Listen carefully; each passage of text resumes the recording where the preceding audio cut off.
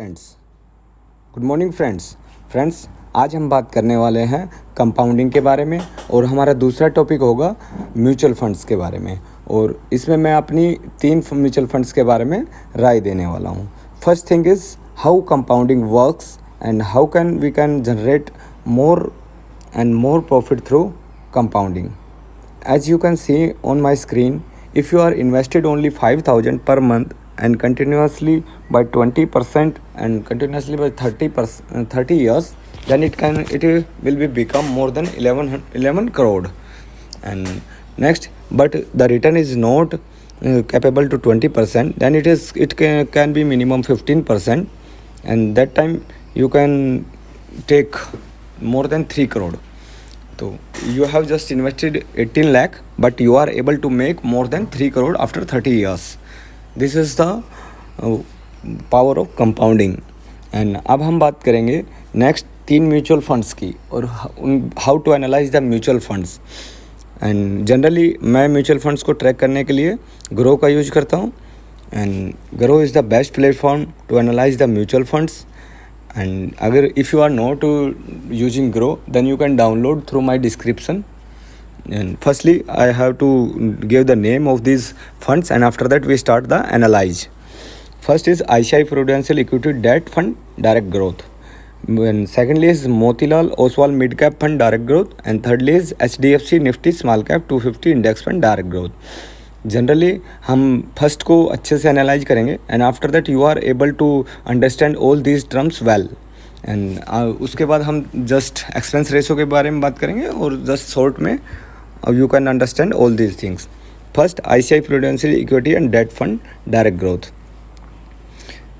जैसा कि आप सब लोग देख पा रहे हो, अगर 3 ईयर के रिटर्न की हम बात करते हैं तो ये 31.76% से बढ़ रहा है. और अगर 5 ईयर की बात करते हैं तो ये 17% से बढ़ रहा है. ओल्ड टाइम की भी बात करते हैं तो ये मोर देन 17% से अपवर्ड की डायरेक्शन में ही जा रहा है. और हम बात कर रहे थे सिर्फ 15% की. एंड कंटिन्यूसली NAV चेक किया जा सकता है. रेटिंग ये ग्रो के द्वारा दी गई है 5 स्टार. और मिनिमम 100 रुपये से आप यहाँ पे सिप स्टार्ट कर सकते हो. और फंड का साइज़ मोर देन 25,000 करोड़ है. यहाँ पे आप आपका रिटर्न कैलकुलेटर चेक कर सकते हो. अगर सिप किया हो तो कितने रिटर्न होते हैं और वन टाइम में कितने रिटर्न होते हैं डिफरेंट टाइप से. और the next feature which is provide by the Groww is holdings. You can search the holdings which is taken by the particular mutual funds to the different stocks. कि अब जैसे हम देख पा रहे हैं NTPC में इस फंड ने 7% रुपये इन्वेस्ट करके रखा. ICICI बैंक में ये 6.92, भारतीय एयरटेल में 6.23. और अगर हमारे पास थोड़ा ज़्यादा टाइम है तो हम सारे म्यूचुअल फंड्स को जो टॉप 5 स्टार रेटिंग फंड्स हैं उनके टॉप 10 स्टॉक्स को ट्रैक कर सकते हैं और उनमें डायरेक्टली भी इन्वेस्ट कर सकते हैं अगर हमारे पास एनालाइज करने का थोड़ा ज़्यादा टाइम हो तो. But if you are not able to take more time for investing then you have to continuous with mutual fund. Then उसके बाद में हम इनके रिटर्न्स की रैंकिंग देख सकते हैं कि इस कैटेगरी में इसका कौन सा नंबर है. 5 साल में, 3 साल में, 1 साल में कहाँ पे है. यहाँ पे हम इसका पीयर कंपैरिजन देख सकते हैं जो इस जैसे और कितने म्यूचुअल फंड्स हैं. और मेन सबसे ज़रूरी, किसी भी म्यूचुअल फंड्स को सिलेक्ट करने से पहले हमें उसका expense ratio, exit load and taxes के बारे में पता होना चाहिए. इसका एक्सपेंस रेशो 1.11% है. And mostly which fund directly invested in equity market, this expense ratio is between 1 to 2% yearly, and it will be debited automatically. You can not understand, it is not a small term, mean to say that every monthly it is deducted on through your NAV, but it is a just small amount in starting, but later it is affected after 20 to 30 years. The 1% is become near about in yearly 1 lakh. ठीक है, तो that's why we have to choose that particular fund which expense ratio is lower.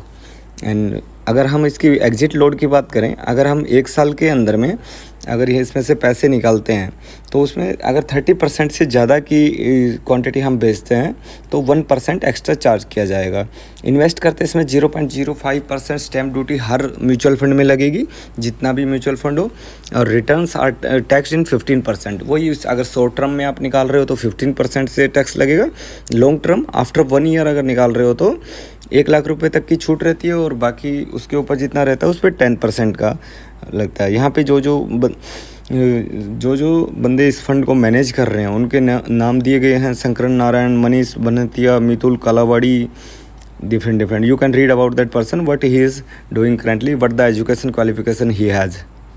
And secondly fund house and investment का objective क्या है, इनके under में कितना fund है, इनकी इंडिया में रैंकिंग क्या है, वो सारी चीज़ें हैं।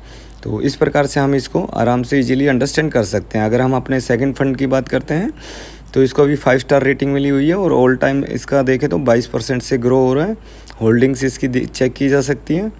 एंड एक्सपेंस रेशो जो सबसे मेन है वो 0.67%, तो इसलिए मैंने इसको सिलेक्ट किया है। And thirdly HDFC Nifty small cap 250 index fund, इसको आए हुए ज़्यादा टाइम नहीं हुआ है, just it is came on 6 April 2023 and the return is more than 33%। That's why it is capable to give more returns because इसमें स्मॉल कैप स्टॉक्स है और more than 200 stocks are there. अगर 10-20 stocks में कोई दिक्कत भी आ जाती है तो भी इस फंड को कुछ नहीं होने वाला है। एंड करंटली हम बात करें अगर इसकी एक्सपेंस रेशो की, क्योंकि एक इंडेक्स फंड है तो जिस वजह से इसका एक्सपेंस रेशो मात्र 0.3% है।